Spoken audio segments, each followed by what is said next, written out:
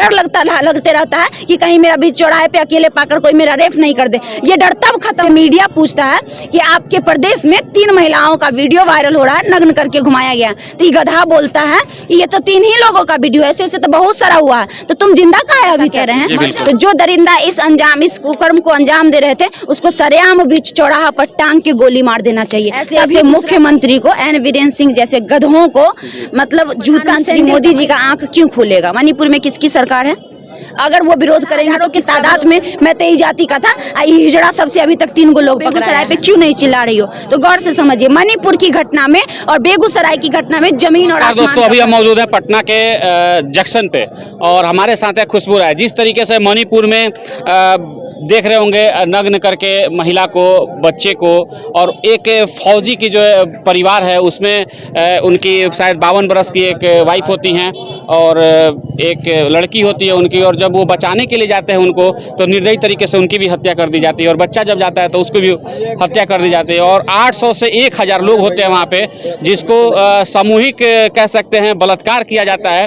उसी का बहिष्कार करने के लिए आज हमारे साथ खुशबू जी राय जी मौजूद हैं और लगातार सोशल मीडिया पे इस चीज़ की आवाज़ उठा रही हैं। बहुत ही काबिलियत तारीफ है इनकी आवाज़ की बुलंदियों को। आप लोग और बुलंद करिए इस वीडियो को शेयर करके, और जल्द से जल्द इस वीडियो को सरकार तक पहुंचाइए कि आवाज़ और भी बुलंद हो। सबसे पहले हमारे चैनल आपका स्वागत है। बहुत बहुत धन्यवाद आपका और आपके दर्शकों का हमारा बहुत बहुत स्वागत।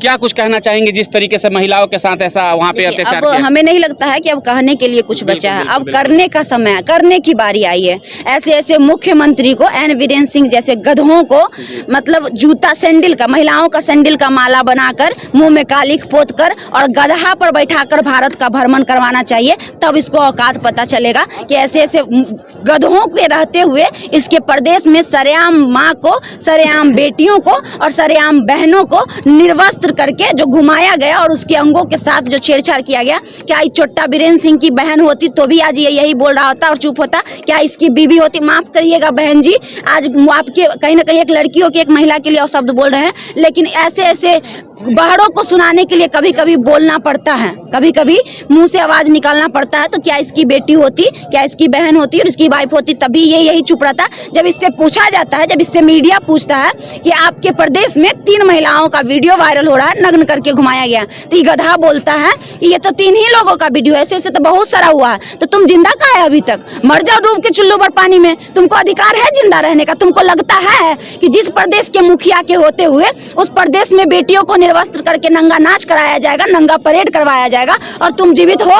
शर्म नहीं आ रही है तुम जैसे लोगों को? अरे डूब मरो चुल्लू भर पानी में तुम जैसे नेता। और जिस तरीके से देख रहे होंगे नरेंद्र मोदी जी की भी जब बात की जाए तो 77 दिन के बाद जब सुप्रीम कोर्ट इस पे संज्ञान लिया तब जाके उनकी आंखें खुली और उसके बाद जो इस पे आकर के बोले। एक बात बताइए, नरेंद्र माननीय प्रधानमंत्री मोदी जी का आंख क्यों खुलेगा? मणिपुर में किसकी सरकार है? अगर वो विरोध करेंगे तो किसका विरोध करेंगे? जवाब है, किसका विरोध करेंगे? अपने आप का कोई विरोध करता है? मणिपुर में बीजेपी की सरकार है। असल प्रोपगेंडा तो ये था कि मणिपुर में उस मुद्दा को ही दबाया जा रहा था। 2024 का इलेक्शन, 2024 के इलेक्शन के लिए कब पता चला ये बताइए जरा। ये वीडियो मुझे जब वीडियो वायरल हुआ तब 5 से 6 दिन पहले, 5 से 6 दिन पहले। अब जरा सोचिए कि 3 मई से मणिपुर जल रहा है, 4 मई की ये वीडियो बताई जा रही है और 18 या 19 मई को इसका बाप जाके FIR रजिस्टर करता है। और 5 दिन पहले हमको और आपको 5 दिन पहले तब पता चलता है जब 2 महीने बाद वहाँ इंटरनेट चालू किया जाता है इसमें। हाँ, पूरे देश में जब ये वीडियो कोने कोने में वायरल हो जाता है तब वहाँ का हिजड़ा प्रशासन वहाँ के कार्रवाई करता है और अभी तक मुश्किल से 2 लोगों को पकड़ पाया है या 3 लोगों को। जरा सोचिए, हजारों घुमाने वाला हजारों के तादाद में मैं तेई जाति का था, हिजड़ा सबसे अभी तक 3 लोग पकड़ाया है। आप वैसे खुशबू जी वैसे फौज के लिए क्या कहना चाहेंगे? जैसे कि BSF का एक जवान है वहाँ जो वर्दी में भी इस टाइप का करतूत करते हुए उसका भी वीडियो वायरल है। वैसे लोग नामर्द हैं एक लाइन में।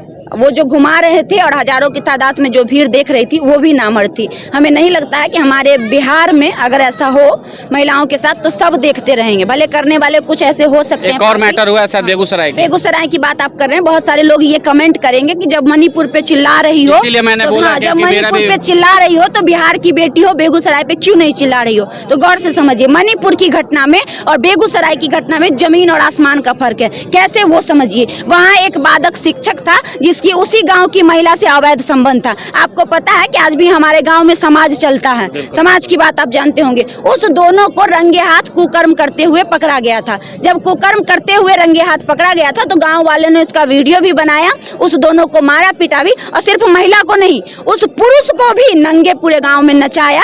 लेकिन यहाँ पे हम ये नहीं कह रहे हैं कि वो घटना सही थी, इसलिए सही नहीं थी कि हमारे संविधान में धारा 497 के तहत, जो कि 5 साल पहले खत्म कर दी गई है, कोई भी महिला चाहे वो शादीशुदा ही क्यों ना हो, अगर किसी गैर मर्द से संबंध रखना चाहे, अगर दोनों की मर्जी हो तो वो रख सकती है हमारे संविधान, भारतीय संविधान के अनुसार। हालांकि इसका फायदा हमारे समाज की महिलाएं गलत तरीके से उठाती हैं, हम इसका समर्थन नहीं करते हैं, लेकिन वहाँ पे वो समाज भी गलत था जिसने उसको नंगा नचाया। लेकिन यहाँ पे हम तत्परता दिखाएंगे डीएसपी तेघड़ा का, जिन्होंने क्विक एक्शन लिया और 3 अपराधी को उसी कल हो के गिरफ्तार किया, बाकी को चिन्हित किया है और वो गिरफ्तार करने का काम करेगी, ऐसा उसने बयान दिया है। और उसके बावजूद भी अगर नहीं करती है तो बेगूसराय ज्यादा दूर पटना से नहीं है, हम जरूर जाएंगे और वहाँ के प्रशासन का भी इज्जत तार तार करने का काम करेंगे और वहाँ के एक एक लोगों को सजा दिलवाने का काम करेंगे। लेकिन वहाँ को कर्म कर रहा था, दोनों को, समाज वालों को लगा कि ऐसा अगर देखेगा लोग तो और भी इससे क्या होगा, ऐसा आगे कर पाएगा, ऐसा इसके साथ करेंगे तो और लोग नहीं करेगा,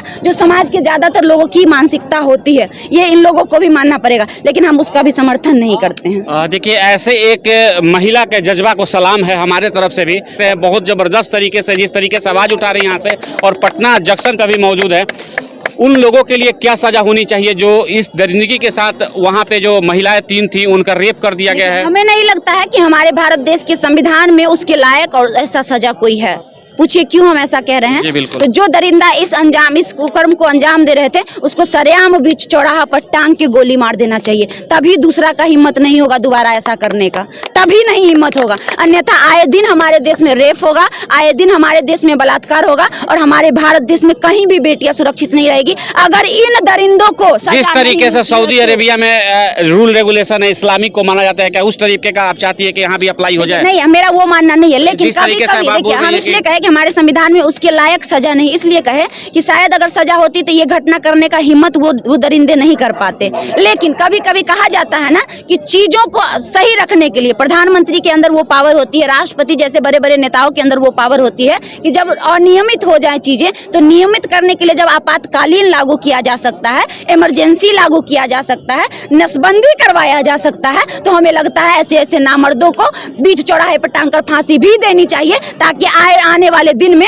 हमारी देश की बेटियां सुरक्षित रह सके। अगर वाकई प्रधानमंत्री मोदी जी चाहते हैं कि आने वाले समय में हमारे देश की बेटियां सुरक्षित हो, अगर हम रात में गुजरते हैं तो हमको डर लगते रहता है कि कहीं मेरा कोई किडनैप नहीं कर ले, हमको डर लगते रहता है कि कहीं मेरा बीच चौराहे पे अकेले पाकर कोई मेरा रेप नहीं कर दे। ये डर तब खत्म होगा जब ऐसे ऐसे दरिंदों को कड़ी से कड़ी सजा मिलेगी, नहीं तो क्या होगा? से तो डर हो नहीं रहा है, क्योंकि देख रहे दिल्ली में एक जो कांड हुआ है उसके बावजूद भी इसके बाद देखिए हो ही रहा है। इसलिए तो हम कह रहे हैं ऐसे ऐसे दरिंदों को बीच चौराहे पर खड़ा करके उसके पूरे परिवार के सामने गोली मार देना चाहिए, ताकि और लोगों का रूह कांप जाए कि अगर हम दोबारा ऐसा करेंगे तो हमारे साथ भी ऐसा हो सकता है।